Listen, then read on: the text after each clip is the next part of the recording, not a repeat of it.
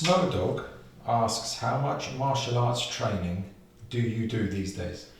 My whole life, from when I wake up in the morning to when I go to bed at night, is martial arts. It's the art side of martial arts. It's the Budo side. So Budo means without arms. So when I wake up in the morning to when I go to bed at night, I'm talking to God. So this is the esoteric arm of martial arts. Every battle I have now is an internal battle. So it's not standing on a nightclub door anymore, and it's not, sparring with somebody at the gym anymore. All of it is internal. The whole dynamic, the whole aspect is internal, but it's no less martial art. So the outer world, the outer war, the outer fighting is the lesser fight, and the inner one is the greater fight. So you transcend from one to the other. Frank M. Ward 60 asks, who has been the most influential person in your life? Frank is a beautiful man. Hiya, Frank. God is the most influential being in my life. That's my alpha and my omega. So everything that comes to me comes through that same energy.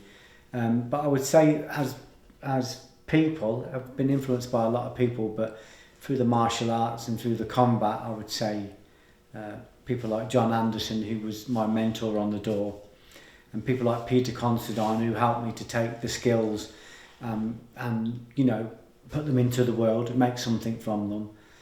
Neil Adams was a great influence on when I worked on the judo.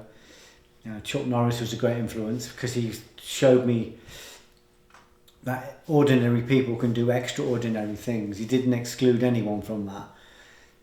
And I've been really influenced by people like St. Paul, who was St. Paul, Milarepa, and Angulimala from the Buddhist canon, and by St. Augustine, because they were people that came from very physical, violent backgrounds and transcended into sainthood. So although I don't consider myself a saint, certainly if you talk to Sharon, you'll know I'm no saint, but I get up in the morning and aspire to be saintly. I at least try to be a saint every single day. So my greatest influence of all of those would be, I think, St. Paul, because if you look at he wrote half of the New Testament, and his words are so strong. And bearing in mind, St. Paul was a murderer. He persecuted Christians, and he converted into a place of love.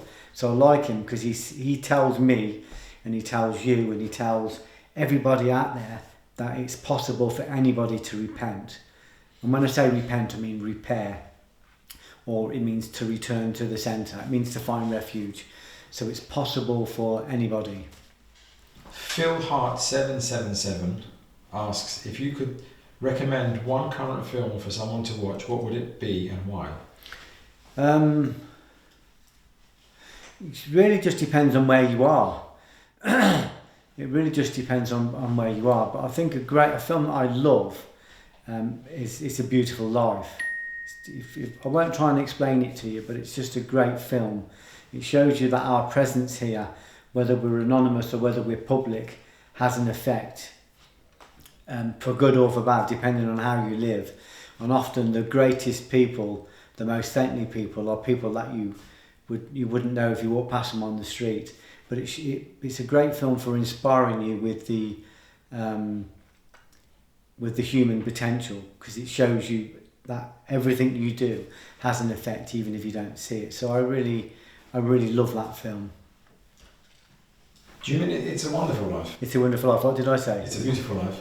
It's a Wonderful Life. Yeah. Same. Just put a link to it afterwards. Yeah. I'll do a little ding. Yeah. Yeah. Ben Best 988 asks, hi Geoff, Divine CEO is great. Have you ever communicated with a deceased? I have, yeah, but not deliberately. I haven't.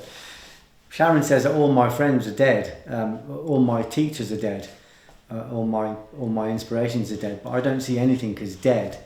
I don't see any of it as dead. But my sister came to me when she was dying. She came to me in a dream, in a vision, And I've had kind of aspects of her come since then and gave me a message, which I won't tell you what the message was because it was personal, but it's something that I'm looking at now. And I've had people come to me in dreams and visions, but I've never deliberately gone after that, although I do communicate with the saints and with the prophets. I communicate with them. You might see them as being dead, but I communicate with them all the time, and I communicate with other dimensional beings like angelic beings. So but not specifically with the dead. Unknown Shadow 123 asks, how do you get over a fear of fighting violence?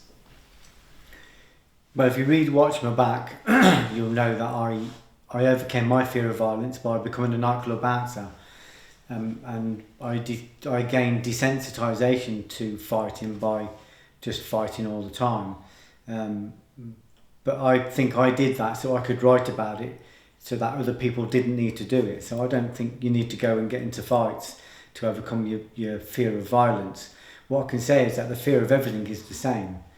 It's a feeling that rises or a feeling that approaches, and we give it life by identifying with it or by engaging it.